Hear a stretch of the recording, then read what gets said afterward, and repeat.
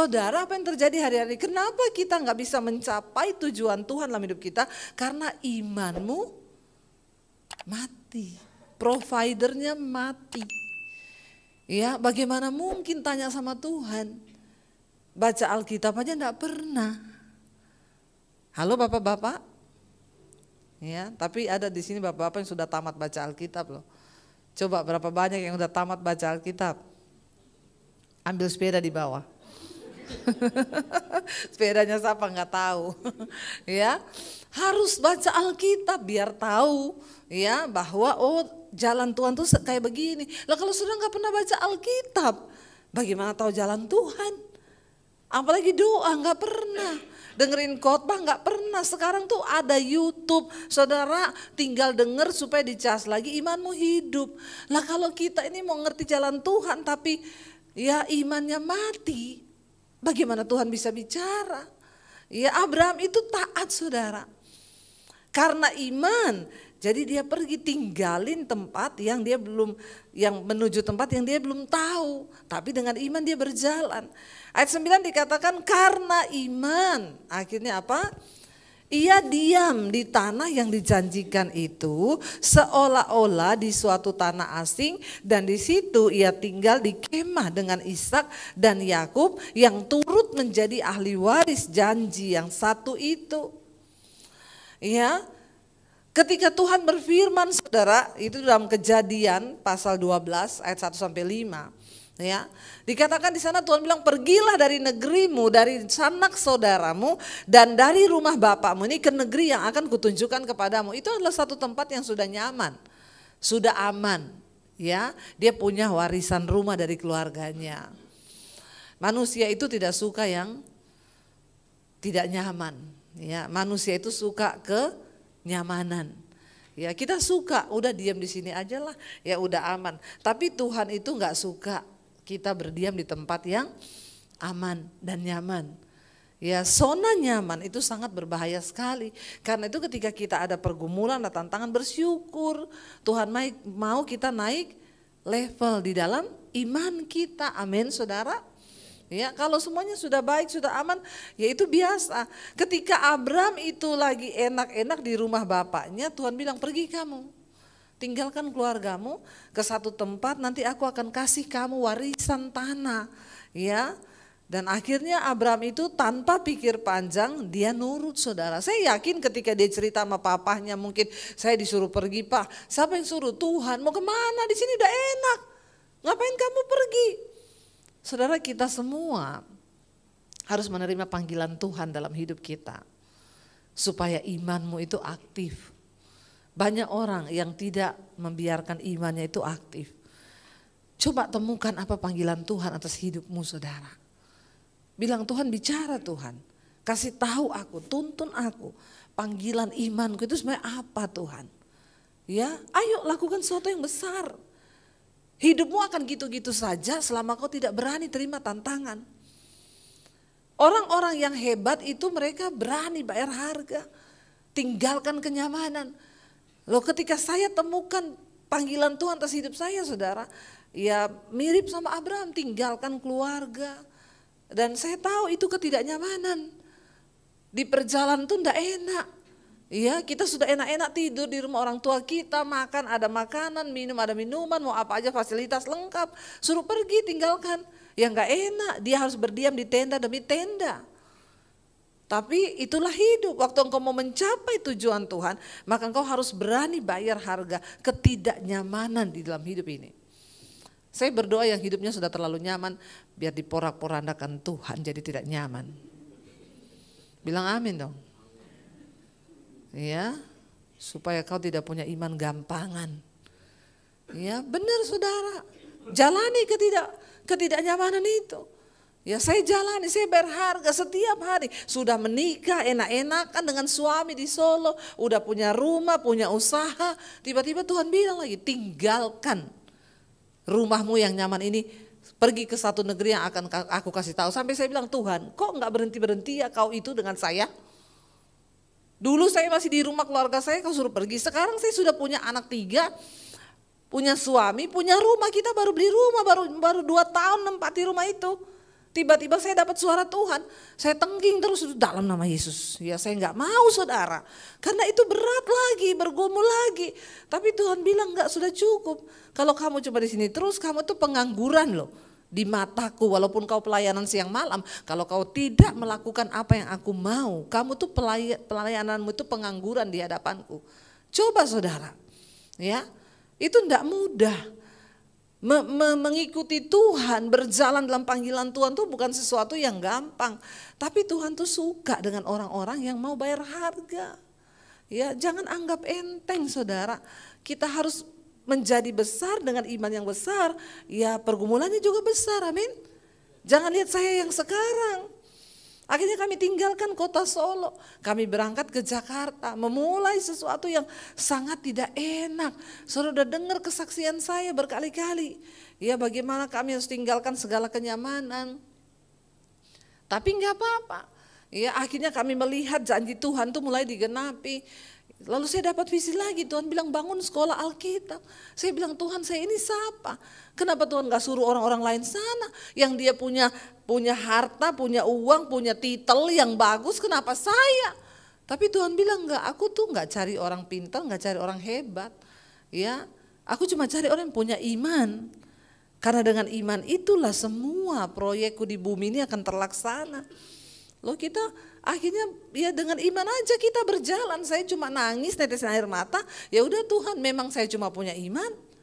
Saya nggak punya tabungan puluhan miliar untuk kalau ada begitu kan gampang. Makanya waktu Tuhan suruh kita juga pindah dari Solo, anak saya 3. Saya bilang Tuhan kalau ada uang 5M di rekening saya akan bilang kemana pindah Tuhan? Ayo toh, ya saya jabanin. Masalahnya nggak ada uang, saldo aja minta maaf. Ya, tiap kali ambil rekening, maaf saldo Anda tidak cukup. Padahal itu bukan lebaran loh. Minta maaf terus dia. Dan saat itu Tuhan suruh saya bawa dengan anak 3 saya pindah, itu bagaimana ceritanya? Ya kalau nggak ada iman saudara nggak bisa terjadi. Tapi saya juga melihat kalau kami nggak waktu itu nggak taat, maka ya tidak akan ada pelayanan kami yang seperti hari ini kan. Kami tidak akan melihat sesuatu yang besar itu. Bulan Juni tanggal 20 angkatan pertama sekolah Alkitab saya lulusan. Ya, kita bawa semua ke Jakarta. Mereka lulus nanti di Mesbado onsite tanggal 20. Besoknya bawa jalan-jalan ke Dufan lah biar seneng. Sebelum pulang ke kampung untuk pelayanan. Ya, karena mereka rata-rata belum pernah injak kota Jakarta. Tapi saya salut melihat iman anak-anak muda ini, ya mereka mau menyerahkan hidup. Karena cari orang mau jadi hamba Tuhan itu susah loh, susah. Kita sekolahin gratis aja belum tentu ada yang mau. Maaf saudara, tidak gampang ya. Mencari orang menyerahkan hidup untuk Tuhan. Sekarang banyak orang melayani di Jakarta enak jadi pemusik, singers ya. Bahkan banyak yang gak sungguh-sungguh sama Tuhan aja, ya bisa pelayanan. Tapi apakah imanmu ada di hadapan Tuhan?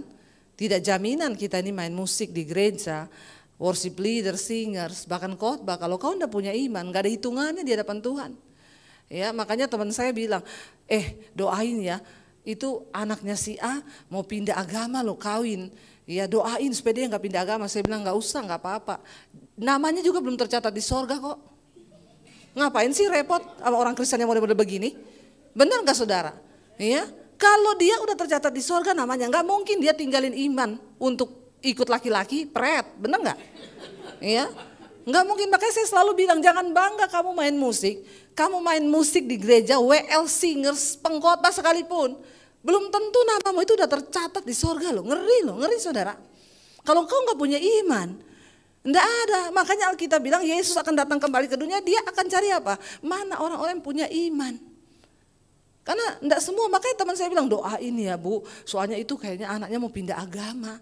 Ya enggak usah didoain, namanya belum ada di sorga itu, enggak usah. Capek-capek lu doain, itu cuma Kristen-Kristen krecek-krecek yang memang tidak terdaftar di sorga. Saudara pikir semua orang Kristen terdaftar namanya di sorga?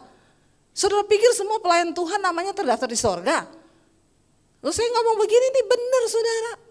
Ya, kalau kamu itu cuma pelayanan sekedar aja, hidupmu tidak akar kuat dalam firman, kau tidak menghormati Tuhan, hidupmu di luar sana tidak menjaga dalam kekudusan, cuma asal main musik. Maaf, penyanyi kafe lebih banyak yang lebih bagus dari kita, sorry loh ya.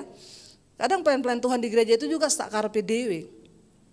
Ya, pokoknya main-main aja lah, ya nyanyi-nyanyi aja lah. Kita sendiri tidak meresapi pujian itu, tapi kita main. Maaf ya para pelayan Tuhan, ini jemaat datang ke gereja ini mereka datang seminggu sekali loh. Tanggung jawabmu para imam musik membawa orang tuh masuk dalam hadirat Tuhan loh. Kalau kita sendiri nggak masuk, itu bukan cuma soal asik kita bermain musik, tapi itu soal kita sendiri ngalami nggak pujian itu. Bukan cuma hebat-hebatan, nyanyi Inggris-Inggrisan, kita sendiri aja nggak mengalami kok. Ya, kita bawa orang masuk hadirat Tuhan tuh nggak gampang. Hidup kita nih benar-benar harus ya ada dalam hadirat Tuhan. Lah kau sendiri nggak ada dalam hadirat Tuhan, ngapain? Mending saya undang penyanyi kafe main di gereja lebih bagus. Ya, benar nggak? Ya, daripada saudara, ayo, yuk kita sungguh-sungguh nih saya bicara.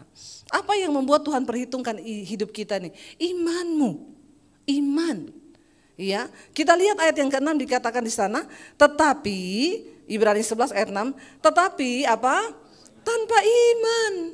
Ya, tanpa iman tidak mungkin orang berkenan kepada Allah.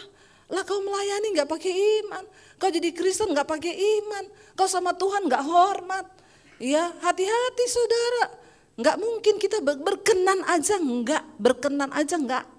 Apalagi dapat upah, apalagi namamu tercatat di sorga. Maaf, dikatakan di sana, tapi tanpa iman tidak mungkin orang tuh berkenan. Iman di sini bukan percaya Yesus tok loh ya. Banyak orang itu salah dipikir, oh dia Kristen kok, dia beriman. Hello, ya, tidak semua orang Kristen tuh orang beriman. Ya, banyak yang hanya agama. Orang Kristen beragama beda sama orang Kristen beriman. Orang yang beriman itu dia hidup mengikuti tuntunan Tuhan. Dia sungguh-sungguh percaya dalam segala keadaan. Dia tetap bilang aku percaya kepada Tuhan, itu beriman. Ya, bukan semua orang agama Kristen itu beriman saudara. Ya, iman itu sesuatu yang berharga. Enggak semudah kita ngomong begitu. Ya, dikatakan sebab tanpa iman tidak mungkin orang berkenan kepada Allah. Sebab barang siapa berpaling kepada Allah, ia harus percaya bahwa Allah itu ada dan bahwa Allah memberi upah kepada orang yang sungguh-sungguh apa? Mencari Dia, ya. Orang-orang yang sungguh-sungguh saudara, ya. Bahwa Allah itu memberi upah kepada mereka yang sungguh-sungguh mencari Dia. Bukan hanya beragama Kristen, tapi punya iman dan sungguh-sungguh mencari Tuhan. Ya, ini loh yang saya maksud. Ayo, apalagi buat kepala-kepala keluarga. Ya, kaum pria hari ini. Ya, engkau di sampingmu itu ada istri dan anakmu. Ya, engkau harus membawa mereka untuk bertemu dengan Tuhan. Tapi kalau kita sendiri nggak ketemu Tuhan, bagaimana kita bisa bawa keluarga kita ketemu Tuhan? Ya, dan dikatakan di sana akhirnya Abraham itu ya dia taat kepada Tuhan, dipanggil karena iman, ia diam di tanah itu. Akhirnya dia temukan tanah itu, bagaimana caranya? Dia membangun mezbah. Setiap kali sampai di satu tempat, dia nggak tahu mau kemana, dia bangun mezbah, dia tanya Tuhan, saya kemana nih Tuhan? Tuntun aku nggak tahu mau belok kemana. Kan Alkitab mencatat dia nggak tahu tempat itu, dan Tuhan belum kasih tahu. Ya, untuk bisa tahu bagaimana, dia bangun mezbah. Setiap kali dia berhenti di satu tempat, dia bangun mezbah, dia tanya Tuhan, bapak-bapak kepala keluarga, adakah mezbah kau bangun dalam hidupmu? Pernahkah kau berlutut di kaki Tuhan ketika kau menghadapi persoalan berat? Kau duduk di kaki Tuhan dan berkata, Tuhan, aku tidak mampu secara kekuatan, tapi aku perlu Tuhan. Aku bangun mezbah untuk mencari Engkau Tuhan. Tuntun aku Tuhan di dalam jalan hidupku. Ya. Dan akhirnya Tuhan kasih tempat itu, Tuhan kasih tahu saudara, Tuhan beri kepekaan. Saudara, dalam hidup ini ada banyak hal yang kita nggak tahu. Karena itu kita butuh Tuhan, kita butuh iman untuk menjalani. bangun mesbah. Ya, lalu Tuhan kasih dia tempat. Kejadian 35 ayat 27 berkata, lalu sampailah Yakub kepada Ishak ayahnya di Mamre dekat Kiryat Arba, itulah Hebron, tempat Abraham dan Ishak tinggal sebagai orang asing. Ya, dia akhirnya tiba di Hebron. Ayat ini berkata, disitulah tempat Abraham dan Ishak tinggal sebagai orang asing. Mereka tinggal di sana, saudara. Sebagai orang asing, tinggal sebagai orang asing itu tidak enak. Dan dikatakan di sana, ya, ayat yang ke-9, karena iman ia diam di tanah yang dijanjikan itu seolah-olah di suatu tanah asing, dan di situ ia tinggal di kemah dengan Ishak dan Yakub yang turut menjadi ahli waris janji yang satu itu. Saudara, tinggal di satu negeri sebagai orang asing itu tidak enak. Kita harus memulai sesemua dari awal. Dan datang pertama mereka tinggal di tenda, belum punya rumah. Tapi untuk melakukan sesuatu yang besar, engkau harus relakan dagingmu diproses, engkau harus relakan menderita, sesuatu yang tidak enak itu harus kita jalani. Supaya kita bisa melihat janji Tuhan itu digenapi. Dan dikatakan di sana, saudara, ya, ayat 10, sebab ia menanti-nantikan kota yang mempunyai dasar, yang direncanakan dan dibangun oleh Allah. Ya, bahkan kita tahu sampai hari ini Tuhan genapi bagaimana akhirnya Abraham itu bisa menjadi berkat hidupnya, menjadi bapa bagi segala bangsa. Rasanya tidak afdol kalau saya yang ngomong, karena saya bukan kepala keluarga, suami saya kepala keluarganya. Biar dia cerita bagaimana pengalaman kita. Saya yakin ceritanya dari versi yang berbeda. Tepuk tangan buat Tuhan, saya undang suami saya ngomong sedikit aja.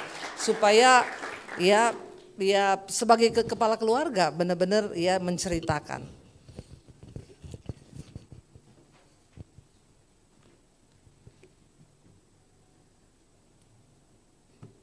Shalom. Ya, ini tidak ada di skenario, sebenarnya saya nggak maju.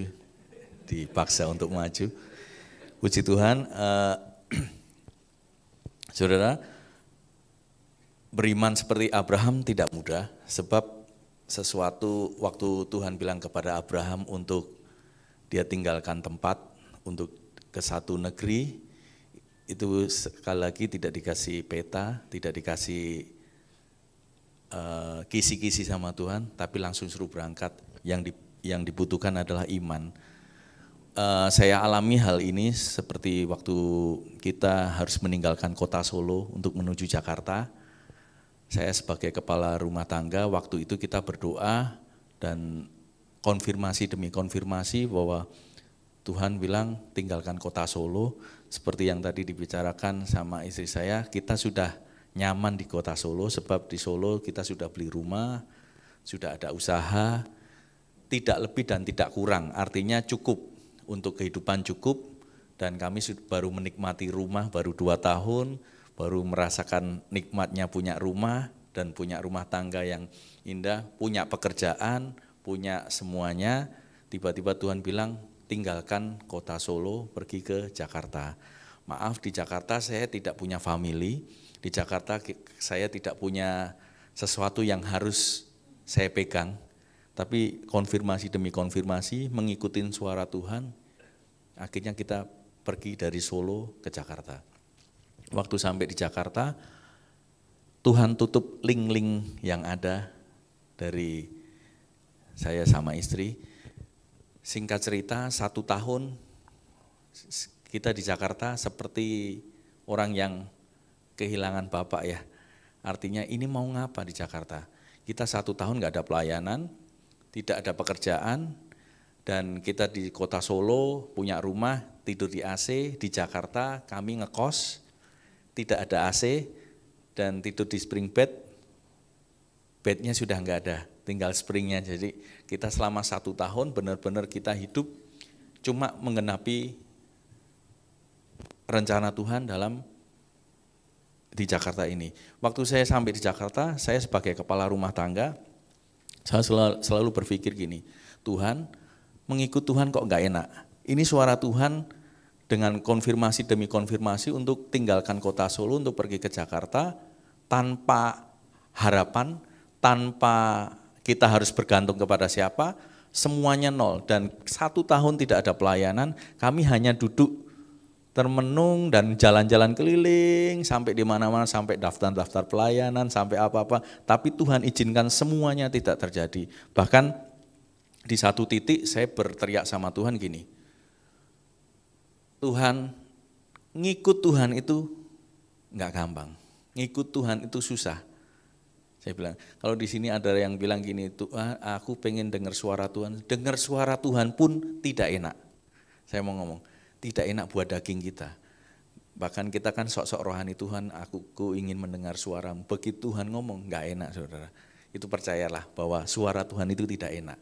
Karena tidak enak buat daging kita, selalu bertentangan dengan daging. Daging maunya A, Tuhan bicara B. Di satu titik terendah saya protes sama Tuhan, dan bahkan saya di dalam doa saya ngomong gini, Tuhan, masa bodoh dengan rencanamu. Saya hampir enggak percaya dengan suara Tuhan, saya hampir, padahal saya hidup melayani, tapi di satu titik saya terlalu berat. Maaf saudara, yang keuangan mulai ada, habis 1 tahun, dan cuma mengenapi suara Tuhan, rencana Tuhan. Saya sampai awalnya punya duit, pulang lihat anak masih di Solo, yang sering disaksikan istri saya, kita masih naik pesawat, masih oke. Kemudian mulai duit menipis, tidak ada pemasukan, mulai naik kereta, terus naik bus. Satu kali ada tawaran saya main musik, maaf ini saya dapat amplop, waktu itu saya buka, ada uang, saya nominal 200.000, saya bilang gini, kalau 200.000 kita dua-dua kangen sama anak, salah satu yang pulang, kamu atau aku yang pulang, karena 200.000 hanya bisa dapat tiket bus dari Jakarta Solo. Istri saya bilang gini, kita ini mengenapi panggilan Tuhan berdua, jadi kalau kita lihat anak-anak ke Solo, jangan 1 orang, harus berdua. Saya bilang 200.000 tidak bisa untuk pulang, berdua, harus salah satu. Dia bilang kita harus berdua. Saya cuma lihat di situ ada motor, mau enggak non, kita pulang naik motor hanya dengan 200.000 ini. Dia bilang, yuk kita pulang. Saya pulang naik motor saudara, dan maaf, saya enggak berani makan. Selama 18 jam dari Jakarta Solo, saya enggak berani makan karena takut duitnya enggak cukup. Jadi 200.000 hanya buat bensin. 18 jam kami lalui dari Jakarta sampai Solo. Begitu sampai Solo cuman ketemu anak. Dari Cirebon sampai Solo, hujan deras, saya enggak, istilahnya sampai Solo ketemu anak, pelukan, 2 harinya balik ke Jakarta. Saudara tahu waktu balik ke Jakarta, itu kita itu enggak ada pelayanan, enggak ada harapan apa-apa, tapi Tuhan suruh kamu harus pergi ke Jakarta. Di satu titik lagi saya berdoa lagi, Tuhan karepmu, bahasa orang Solo itu karepmu, terserah. Saya sudah ngomong sama Tuhan dan saya ngomong sama istri saya gini, minggu depan kalau tidak ada apa-apa, saya akan pulang Solo dan saya tidak akan injak Jakarta lagi. Masa bodoh dengan suara Tuhan, mau dikatakan suara Tuhan. Saya sempat di beberapa kesaksian saya ngomong, nama saya Daniel tapi saya mau jadi Yunus. Saudara tahu ceritanya Yunus? Yunus disuruh pergi Tuhan ke Niniwe. Apa yang dilakukan? Dia pergi ke Tarsis. Demikian juga waktu itu saya alami juga itu. Saya ngomong sama Tuhan gini, saya mau jadi Yunus. Tuhan suruh Jakarta, saya enggak mau. Saya tetap pulang Solo, saya akan hidup di Solo enak dengan keluarga, dengan anak istri. Saya sampai ngomong sama istri gini, kalau kamu tetap mau tinggal di Jakarta, silahkan. Aku akan tinggalkan Jakarta dan balik ke Solo. Nanti kalau ikan besar datang, seperti cerita Yunus kan, pergi ke Niniwe, ke Tarsis, begitu ikan besar datang, akhirnya Yunus dimakan ikan. Nah saya kan tahu cerita itu, jadi kalau ikan besar datang, saya bertobat dulu sebelum dimakan ikan itu. Saya ngomong sama istri saya gitu. Jadi akhirnya di titik terendah itu, kemudian satu perkara cuman saya waktu itu ingat gini, minggu ini saya mau pulang Solo, saya tinggalkan Jakarta, tiba-tiba teman saya telepon, bro ada KKR besar, datangkan nabi-nabi dari luar negeri. Kamu bantu enggak, bisa enggak main musik? Oke, karena saya udah enggak, ini setelah main musik saya mau pulang. Di situ ada hamba-hamba Tuhan besar, hamba-hamba Tuhan yang karunianya nabi, yaitu Bill Hamon, Terus dari USA Bill Hamon, yang 2 dari Jepang, yang 1 lagi Amos Jayaratnam dari Asia. Habis ibadah, waktu itu yang ngadain KKR-nya Pak Haritanu, KKR besar ribuan orang, Pak Rudi Tanu. Kemudian setelah ibadah selesai, biasakan dinubuatkan hamba-hamba Tuhan berdiri 1, 2, 3, 4, kemudian jemaatnya mulai satu-satu minta dinubuatin. Kemudian istri saya bilang gini, senggol saya, yuk sekali-sekali kita minta dinubuatkan. Sebab ini sudah buat saya sudah nggak mau dengar lagi suara Tuhan, tapi ya udahlah, nubuat ini mungkin yang terakhir buat saya. Kemudian disenggol istri saya maju ke depan, dia tanya saya pilih yang mana, saya pilih Bill Hamon. Kenapa Bill Hamon? Karena made in USA, biasanya talk chair. Kalau made in Asia, made in yang lain kayaknya kurang talk chair. Saya ngantri yang di barisan Bill Hamon. Waktu itu ngantrinya paling banyak. Nah, kemudian mulai ngantri, mulailah kurang beberapa orang saya di depan. Kemudian karena Asyar lihat saya pakai putih hitam, saya kan pelayan musik. Kemudian senggol saya, kamu pemain musik kan, bisa nggak mundur dulu, biar ini pengusaha-pengusaha dulu yang dinubuatkan. Dari situ saya udah gini, saya tadi sebenarnya nggak mau diminta nubuatan, ya kan? Begitu maju disuruh mundur, kecewa nggak? Saya kecewa sekali. Saat itu saya kecewa. Gara-gara pakai hitam putih kan ini, pengusaha dulu yang maju. Kemudian saya mundur dan saya tidak ikutin barisan. Saya kembali ke pemusik. Saya bilang gini, Tuhan cuma mau minta nubuatan aja, dikecewakan kayak gini. Ya udahlah, nggak usah minta nubuatan. Kemudian singkat cerita, Pak Amos Jayaratnam yang made in Asia. Karena yang ngantri sedikit, dia udah selesai. Begitu selesai, dia duduk di dekat panggung musik.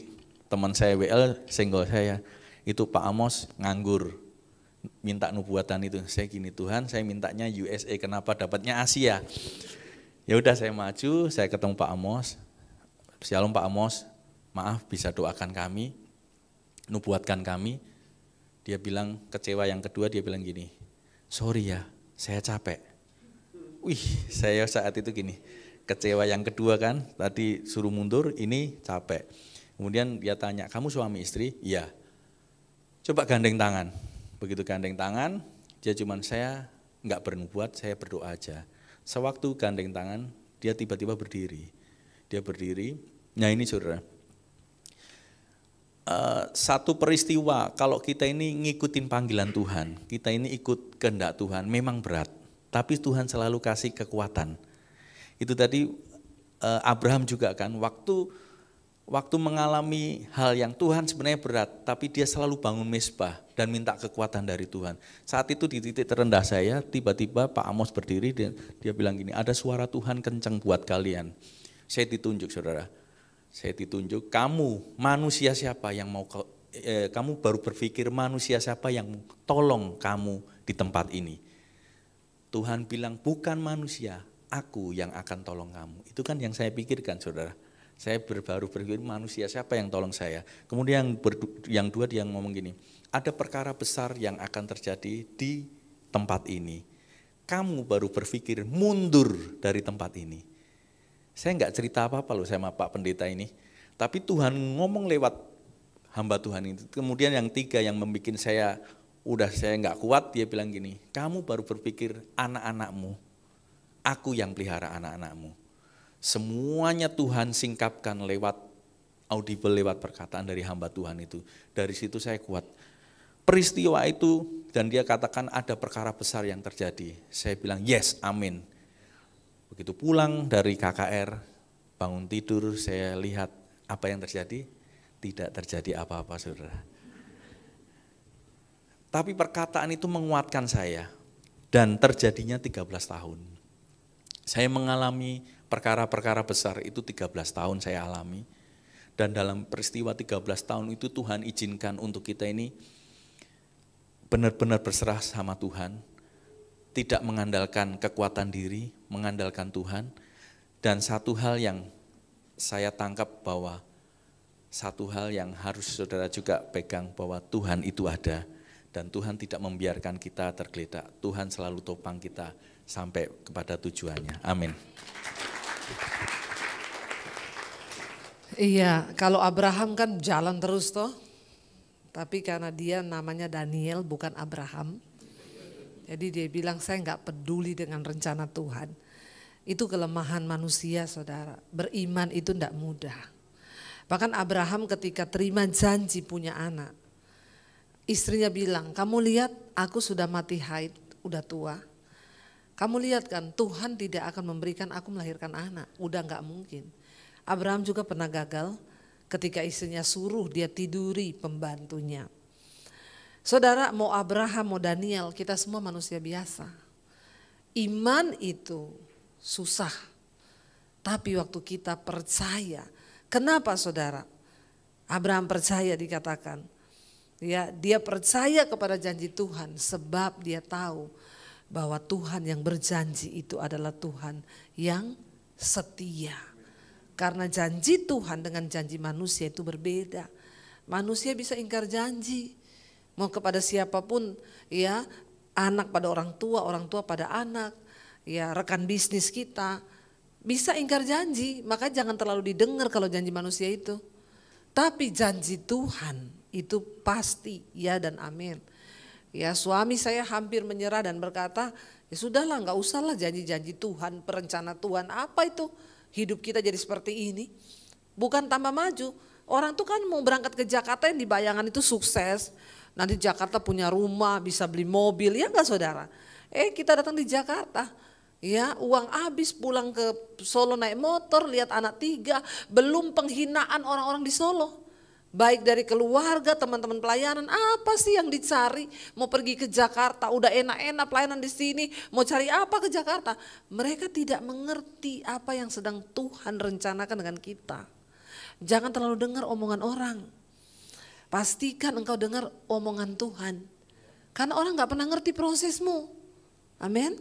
Orang cuma lihat yang di luar. Berapa banyak teman-teman kita yang ejek kita, nggak tahu tuh mau cari apa lagi, kepengen terkenal kali ke Jakarta. Dia nggak tahu kita ini dengan air mata, saudara. Antara tidak, ya itu suami saya cerita, disuruh pulang lagi ke Jakarta, abis naik motor capek sampai di Solo. Tuhan bilang balik ke Jakarta, mau balik apa? Mau ngapain Tuhan di Jakarta?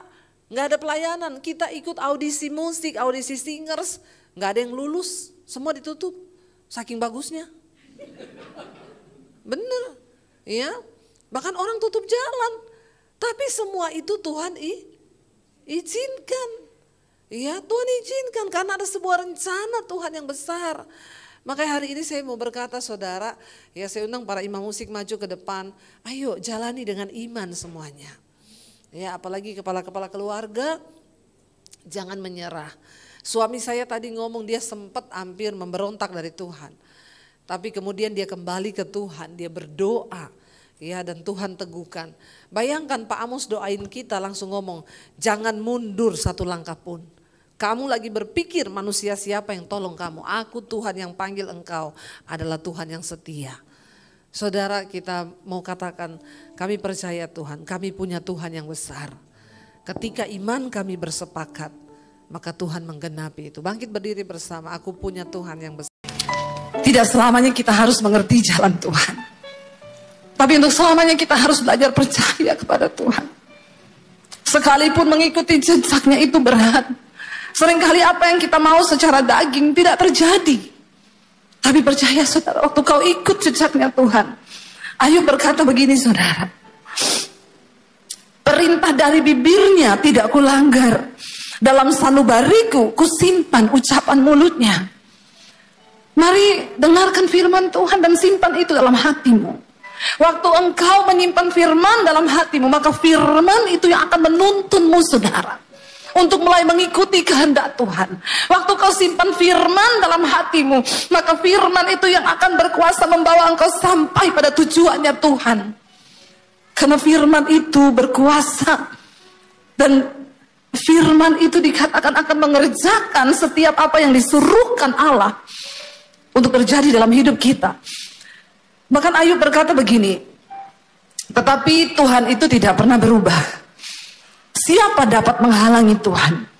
Perhatikan saudara, kalau hari ini engkau belum mencapai satu tujuan di hidupmu, jangan salahkan orang lain.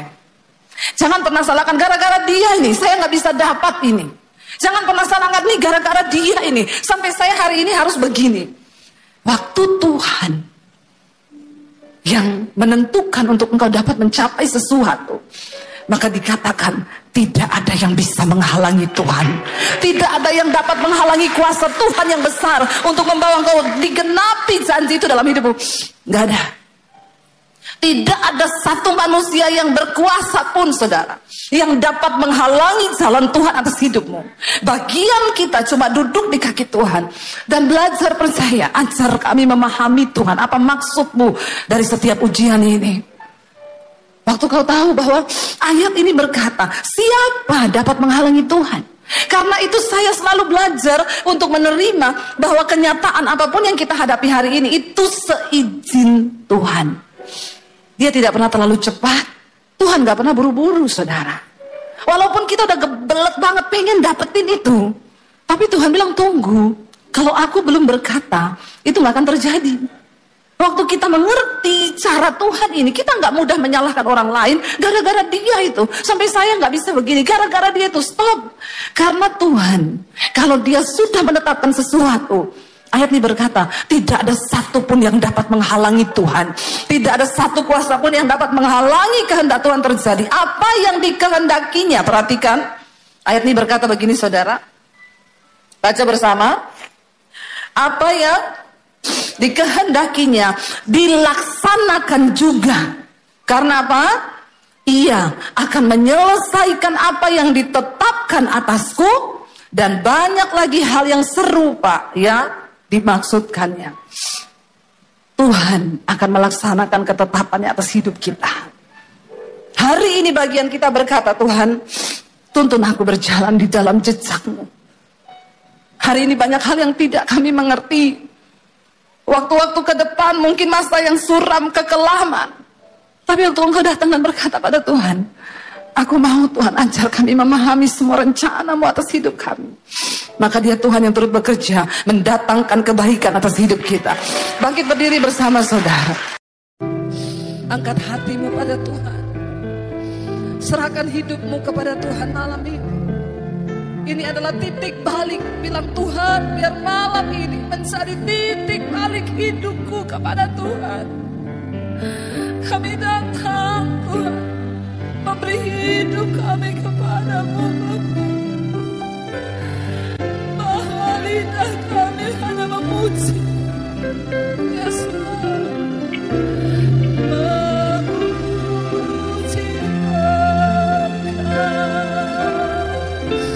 kemurahan-Mu lebih dari hidup. Tutup mata dalam hadirat Tuhan. Bapa, lihat setiap hati kami malam ini. Kami datang, Tuhan. Tuhan yang tahu hidupmu masing-masing, saudara. Dan malam ini dia cuma mau Engkau beri hidupmu yang sungguh-sungguh bagi dia. Tidak peduli dosa apapun yang sedang hari ini Engkau lakukan. Tuhan tidak pernah melihat masa lalu, tapi dia tunggu Engkau yang sekarang untuk menyerahkan hidupmu kepada Tuhan.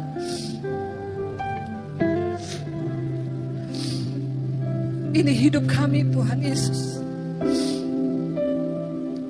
Berapa banyak di antara saudara yang mau sungguh-sungguh menyerahkan hidupmu pada Tuhan? Angkat tanganmu di tempatmu, saya akan berdoa. Tuhan, Engkau melihat setiap tangan kami yang terangkat kepadamu, Tuhan. Ini kami di atas kota Palangkaraya ini, Tuhan. Kami datang menyerahkan hidup kami kepada Tuhan. Biar kemurahan-Mu nyata di hidup kami, Bapa. Ya Yesus, kami tahu malam hari ini surga bersorak-sorai melihat setiap anak-anak-Mu datang menyerahkan hidup mereka kepada Tuhan. Jesus, sebab tidak ada persembahan yang menyenangkan hati Tuhan selain persembahan hidup yang kudus dan yang berkenan kepada Allah. Apapun keadaan kami malam ini, kami mau berkata sekali Yesus, kami mau tetap pilih Yesus saja dalam hidup kami. Tuhan, apapun yang sedang mereka alami dalam hidup mereka malam ini, hamba percaya Engkau yang Maha Tahu. Yang terikat dengan dosa sudah dilepaskan dalam nama Tuhan Yesus. Yang sakit malam ini Tuhan sembuhkan dalam nama Yesus. Yang mengalami pergumulan yang berat malam ini Tuhan lepaskan dalam nama Yesus. Kami mau berkata malam ini ketika kami sudah memilih Yesus,